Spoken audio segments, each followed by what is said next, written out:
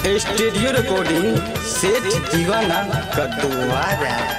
अभी आप सुन रहे हैं दीवाना म्यूजिक की शानदार प्रस्तुति।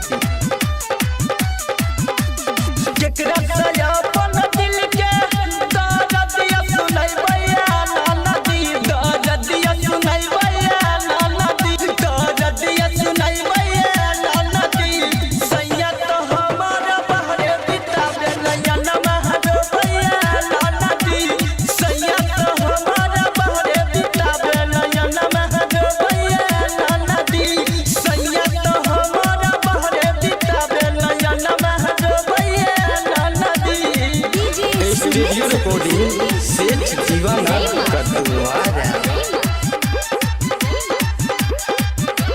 सैया बिना नहीं मन हमरा लागै छै, राजा बिना नहीं मन हमरा लागै छै,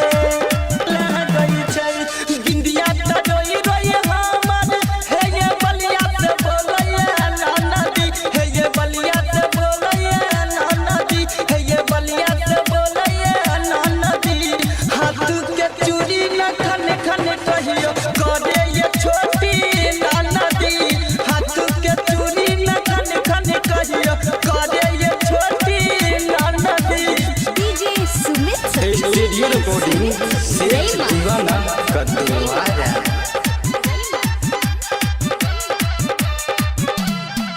सैया बिना आंगन सुना लागै छै, राजा बिना आंगन सुना लागै छै। कानी के बाली होठ लाली हमर पिया बोलाबैया नाना दी, हे ये पिया बोलाबैया नाना दी, हे ये पिया बोलाबैया नाना दी। सेठ दीवाना कहिया अइतै नयनमा रोबैया नाना दी, सेठ दीवाना कहिया अइतै नयनमा रोबैया नाना दी। स्टूडियो रिकॉर्डिंग सेठ दीवाना का